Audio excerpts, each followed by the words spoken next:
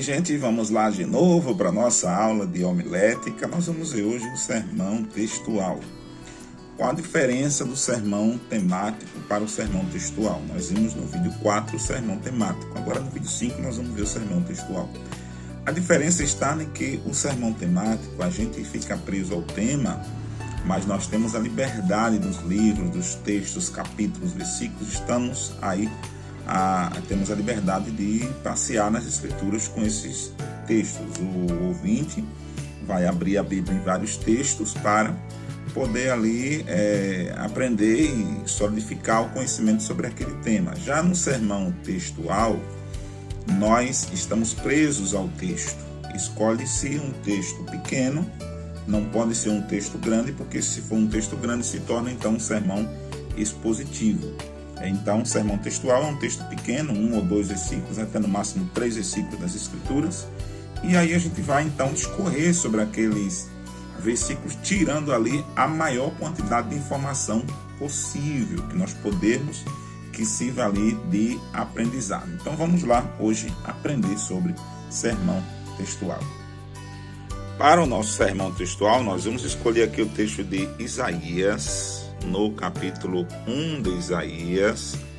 Vamos para o versículo que diz: Vinde então e argui-me, diz o Senhor, aqui, ainda que os vossos pecados se tornem, ou ainda que os vossos pecados sejam como a escarlata, eles se tornarão brancos como a neve. Ainda que sejam vermelhos como o carmesim, se tornarão como a lã branca. Se quiserdes e me ouvirdes, comereis o bem desta terra. Mas se recusardes e fordes rebeldes, sereis devorados à espada, porque a boca do Senhor o diz. Então, nosso texto para a nossa meditação ficará aqui no capítulo 1 de Isaías, no versículo 19, no versículo 18, 19 e 20. Então, queridos, aqui no texto de Isaías, nós ficamos presos ao texto, porque esse sermão tem um sermão textual, mas eu posso dar aqui um tema, ou seja, o texto eu não posso sair, mas o tema eu posso dar aqui vários temas que eu vou tratar dentro desse texto. E eu vou usar aqui o tema A Grande Oportunidade, que está dentro desse texto. Com base em quê? Com base no primeiro versículo, no versículo 18, que diz: Vinde então e argui-me, diz o Senhor. Ainda que os vossos pecados sejam como a escarlata, eles se tornarão brancos como a neve. Ainda que sejam vermelhos como o carmesim, se tornarão como a branca lã. Se quiserdes e me ouvirdes, comereis o bem desta terra. Mas se recusardes e fordes rebeldes, sereis devorados à espada, porque a boca do Senhor o disse. Esse é o texto que nós vamos usar aqui. E o tema que eu vou dar a esse texto aqui é A Grande Oportunidade. E vou usar também como título aqui do meu sermão textual. Primeiramente eu vou fazer uma introdução. Nessa introdução eu vou dizer que Deus, ele convoca o povo a abandonar a vida desregrada que eles tinham, a viver agora então uma vida regrada e santa, de acordo com a palavra de Deus. Então essa será a minha introdução. Neste termo ainda da introdução, eu vou fazer uma alusão aqui a alguns versículos que estão também dentro do texto, mas não estará dentro do sermão temático. O povo vai ficar com a Bíblia aberta dentro do trecho, mas eu vou citar aqui, dentro da minha introdução, um relatório da situação do povo. Por exemplo, o povo estava doente, como diz lá no mesmo capítulo, no versículo 6, olhando para ele, não viu nele coisa sã, senão inchaços, feridas, não ligadas, não curadas e não amolecidas com óleo, ou seja, não tratadas. Então, Deus mostra ali um povo enfermo, um povo doente, adoecido e maltratado ali, castigado pelo pecado.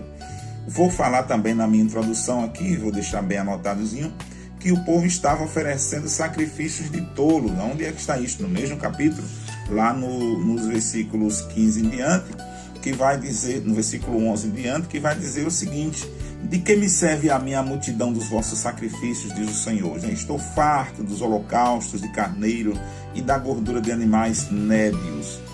E não folgo com o sangue de bezerros, nem de cordeiros, nem de bodes.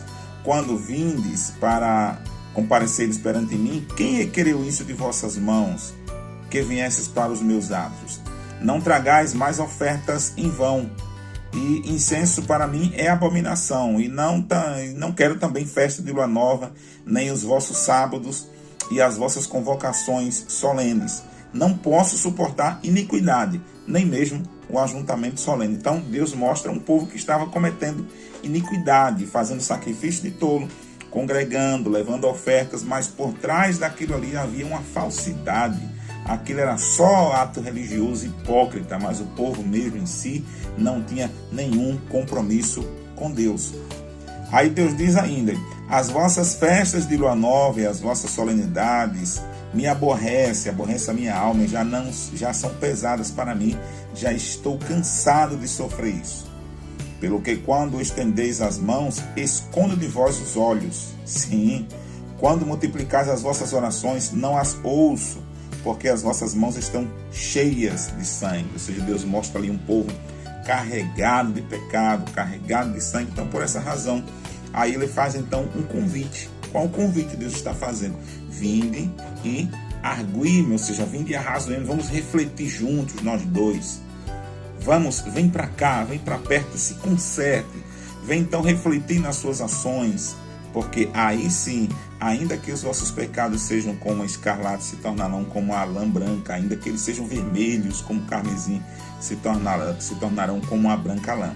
E aí então eu tenho o meu texto para trabalhar a questão da grande oportunidade. Por que essa grande oportunidade? Como é que Deus está estendendo esta mão? Essa é a pergunta que vai nortear agora aqui o sermão temático. Como é que Deus vai estender? Aí eu divido agora então em 3 tópicos. O primeiro tópico, que é através de um convite à reflexão saudável, ou seja, um convite para que as pessoas venham refletir saudavelmente. Onde está isso? No versículo 18 do tema, as pessoas ficam ali.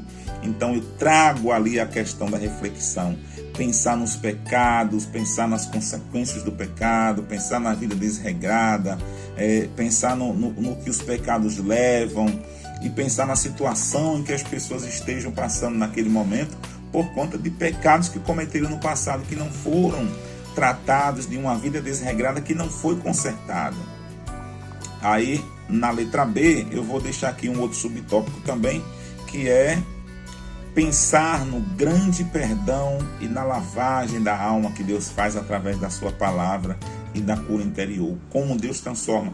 Aí nisso aí eu trago o exemplo de pessoas que tinham a vida toda desregrada, com a vida toda bagunçada, e que quando se entregaram a Cristo, que deixaram Jesus trabalhar, tiveram suas vidas mudadas. Isso está lá na Bíblia, tem testemunhos de todos os lados, estamos cheios de testemunhos para isso. E no subtópico 3 do tópico 1, que é pensar na vida pura que eu terei se eu fizer e se eu aproveitar esta oportunidade para refletir na minha vida e naquilo que Deus tem para mim. Então tem vários textos que eu vou citar aí, mas as pessoas ficam presas ali no texto base, que é o texto de Isaías capítulo 18, capítulo 1, versículo 18 até o versículo 20. No tópico 2, eu trago aqui o que a palavra do Senhor diz em Isaías 1,19. Se quiserdes e me ouvintes, comereis o melhor desta terra. Ou seja, trazer a pessoa aqui para o livre-arbítrio. Então, eu vou deixar como tópico 2 aqui, o livre-arbítrio e o poder de escolha. Ele é da pessoa. Deus faz o convite, mas é a pessoa quem vai escolher. Então, vou dividir aqui em 2 subtópicos.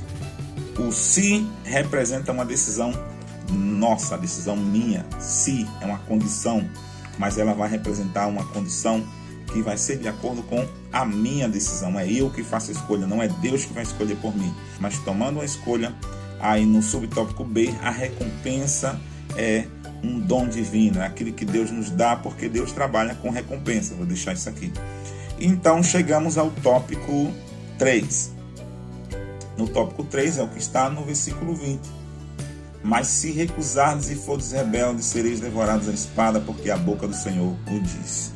O que é que está no tópico 3? Recusar-se à grande oportunidade é o mesmo que escolher o sofrimento que a vida tem a oferecer. Aqui eu vou deixar claro, deixar bem explicado o que Jesus disse, o que Deus disse, o que todo mundo está dizendo.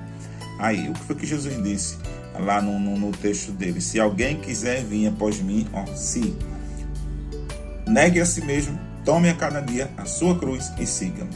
Ou seja, é necessário que haja uma decisão nossa de escolher isso aí. E aqui Deus disse, se quiseres e me ouvides, comereis o melhor desta terra. O Senhor está deixando bem claro aqui a decisão nossa, mas ele diz também, se recusardes e fordes rebeldes, ou seja, se a gente não quiser essa oportunidade, nós continuaremos seguindo nossa vida do jeito que a gente está, e a vida vai bater, e a vida bate pesado, ela bate seguro. Então vou deixar isso bem claro. No subtópico A, sem Deus a vida é só guerras sem vitórias. Se Deus não estiver na nossa vida, a nossa vida vai ser apenas guerras, mas guerras sem vitória. Isso vai estar aqui no tópico 3, subtópico A. No subtópico B, eu vou deixar ainda aqui, sem Deus a morte eterna é certa. Não há salvação sem Deus, não existe possibilidade de ser salvo sem Deus. A morte eterna, a condenação ao inferno é uma garantia certa daquelas pessoas que querem andar sem Deus. Então, eu desenvolvi esse tópico 3 em 2 subtópicos. Onde no tópico 3 eu deixo bem claro que recusar-se a essa grande oportunidade é o mesmo que escolher um sofrimento. E ainda no subtópico 3 eu vou deixar bem claro no subtópico do tópico 3, subtópico A, que sem Deus a vida é apenas guerras constantes e sem vitórias. E no subtópico B do tópico 3, sem Deus a morte eterna é uma garantia certa. Por quê? Porque nós não teremos perdão para os nossos pecados. E aí eu vou usando outros textos também, mas o texto base é esse aqui. Estamos com um sermão textual em cima desse texto. E aí então vem a conclusão, onde na conclusão eu posso fazer um apanhado de tudo que eu falei e concluir a minha mensagem. Então aqui é o sermão textual. Vale então a pena você treinar tanto o sermão temático quanto o sermão textual. Pastor, você vai explicar aqui o sermão expositivo? Não, eu só vou dizer o que é. Você já sabe, o sermão expositivo ele faz um sermão em cima de um texto, de um capítulo, de um livro, até de uma história de alguém, né? Por exemplo, eu vou fazer um sermão expositivo sobre a história de Davi. E aí eu vou pegar os textos ali naquele livro, ali, 1 Samuel, e fazer esse sermão expositivo e tirar o máximo de lições possível. Mas isso aí demanda mais tempo, demanda pesquisas históricas, pesquisas culturais da época, então vai demandar mais tempo. Mas o sermão aqui, o textual e o temático são os mais usados, estão dentro das grandes necessidades que nós passamos e vale a pena você estudar. E leia a apostila também, leia o material, porque estamos lá tratando sobre a questão da escolha do tema, a escolha do texto, essas subdivisões que são de suma importância. E com certeza você aprendendo e dominando, você fica livre aí para pregar, aí elaborar seus sermãos, ministrar, organizar e assim por diante. Amém? Que Deus abençoe e fica na santa paz do Senhor Jesus. E até o chat class.